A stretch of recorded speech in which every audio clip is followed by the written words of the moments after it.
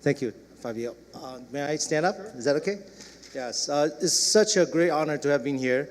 And my title is called Extreme Learning Process because about 6 years ago, China basically presented the same problem to me. That's saying that we roughly, the Ministry of Education has 300 million people under our realm.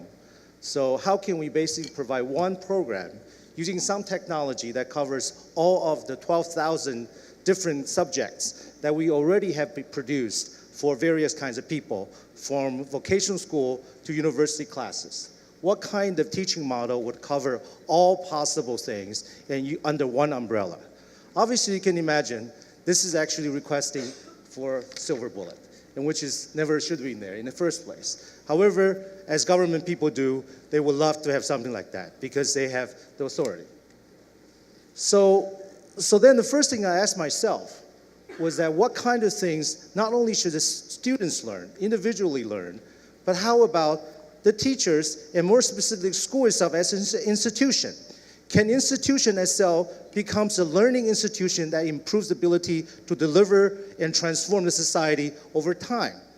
So yesterday, Geraldo said something about governance is actually a Greek word called cybernetics. So I found this morning that organizational cybernetics is already a kind of theoretical framework, and generically speaking, the model of learning in general is similar both in human, individually, and also in a school as an institution.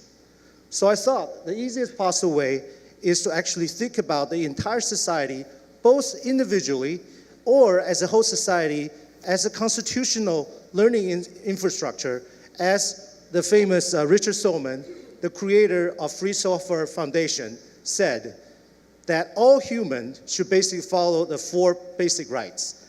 The 4 basic rights of the rights to use available open source technology, the rights to resolve conflict, the rights to correct the intellectual property issues. The last one is to sell and profit from the intellectual properties that you create. So these 4 basic premises basically leads me to start teaching all my students something simple. That I want students to start learning one thing and one thing only, that is self-governance on the individual level. And more importantly, can I get all schools and all classrooms to become self-governing?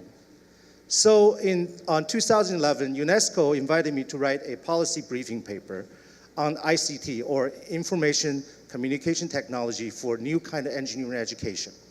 So instead of thinking of engineering education specifically for engineering majors, like mechanical engineer, aeronautical engineer, I thought new engineering education should offer to all human beings on the planet, that every single person should learn how to use engineering techniques and thought processes to think about learning in general. And more specifically, there are so many tools that's totally free, like MediaWiki, Git, Docker, Kubernetes, which is another word for cybernetics, and also hackerspaces that previous speaker has talked about. These infrastructures are totally free, available for people to do. And as a Stanford and Harvard professor, Lawrence Lessig once said, all human beings and societies are like crowd decision makers. Individuals, including you, unfortunately are temporarily, potentially schizophrenic. You have many minds in your head, you need to make decisions. It turns out you have 4 different kinds of forces that pushes you to make decisions, called architecture, law, market, and norm. When he was writing his book in early 2000 or in 1900, last century, that he was thinking about this as really a legal and a societal science, social science scholar. But now, these social science ideas can be collected and tested, collecting information using the tools that I circle around this circle, using blockchain, using WeChat, using Wikipedia, etc. So these information now provides us with cheap and precise ways of collecting data on all 4 fronts, meaning that now we can literally measure both individual and institutions in terms of ability to actually what have they been learning over time, formatively and also summatively, which is 2 terms in educational science for formative assessment, basically collecting process data, and for summative assessment in terms of collecting the final result. So what kind of final result we have done? So in 2015, UK, China, and United States, the three countries' so-called National Academy of Engineers came together and came to China, and they tasked me to basically run a simple experiment on how much I can push the brightest students they can come up with.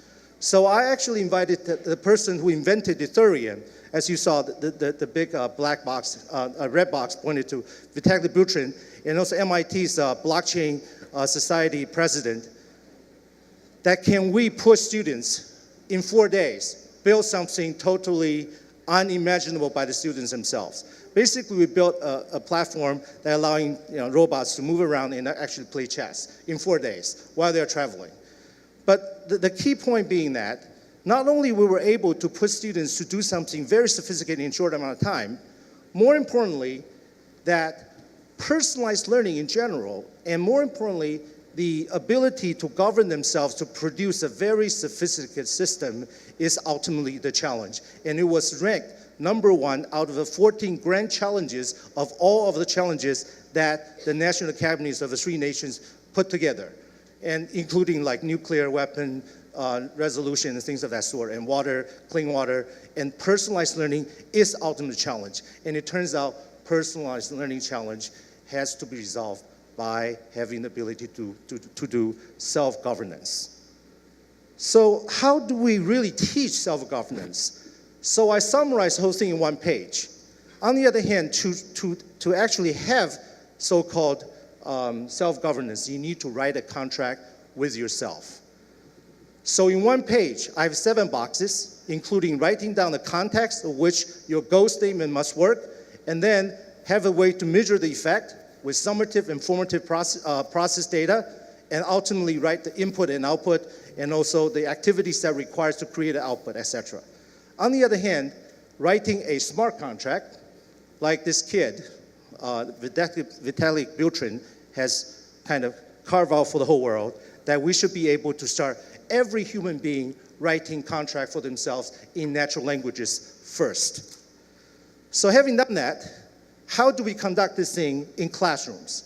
In five steps, starting out in writing the logic model, or this thing, the smart contract I just showed you, and then having the ability to have people collaborate, like the 2 previous speakers has talked about, using a tool called Fabricator, which is a multi-million-dollar project made by Facebook, and later using blockchain and Git to do so-called coordination of resources, and then using Jupyter and artificial intelligence tool Modelica to simulate complex engineering activities, and ultimately digitally publish the result using MediaWiki and Nuxio or so-called Nextcloud, other kinds of tools that basically allow everybody to access the results that you have produced.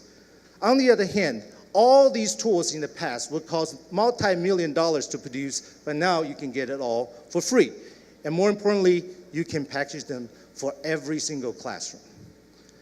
That's basically what I've done. On the last year of 6 years, I've been conducting many activities. In 3 or 4 days, I get students to build so-called Internet of Things, a platform, in 3 or 4 days that students can actually use Lego and something similar to what Paulo has shown earlier, using open source hardware and software technology to put together fully functional system in a short amount of time. Over time, I realized just building complex systems is not challenging enough.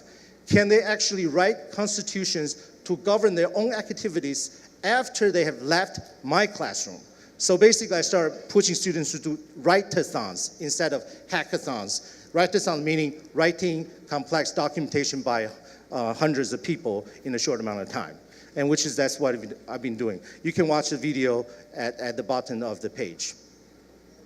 So not only we get people to write constitutions, we get them to write constitutions using digital publishing tool so they can track the contribution and also the so-called process data, so we know who did more, who did less, and how they are doing in terms of writing typos, and how they are contributing in terms of structural or content contributions. So to put things in context, to really learn, either individually or institutionally, you have to look at everything from multiple scales. From the macroscopic scale, from a constitutional viewpoint, and also from a process scale, from a mesoscopic viewpoint, and more importantly, having the microscopic data collection technology to help you to know what have you really done over time in microsecond precision. So unless you have all three skills of cognitive powers, you couldn't have said you have learned. So over time, the Ministry of Education allowed me to recently have another 3 years of experiment that I'm currently conducting this experiment by putting all courses under this so-called ABC curriculum. A stands for application, B stands for in-between, C stands for cognitive foundation. That basically I get people on a macroscopic scale picking up an application of their interest to write industry analysis report, which I call industry frontier. And in between, I teach people computational thinking, basically full stack of computational abstraction, so they can use mathematical thinking to recombine any resources, macroscopic or microscopic, and then they find out the best optimal solution. And domain-specific wise, meaning cognitive foundation, I get people to do calligraphy course, urban design course, manufacturing course, regardless of subject matter, but it's very context specific, so that using cognitive powers, they can actually see things more precisely. And then because my time is over, so I'll quickly say, we put together all these open source tools and made it available for everybody to download, and it's been a major success over time. And to conclude, any information can be digitized and given account or digital ID and classified in these 5 different categories, and all this manipulation of digital assets can be very easily managed using existing infrastructure and civilization built by previous people. So at the end, I think learning is really about self-governance. And any kind of freedom comes from the ability to self-govern. And ultimately, because today is GovTech, so I'll say governance is the most advanced form of technology, and that is the essence of learning. Thank you.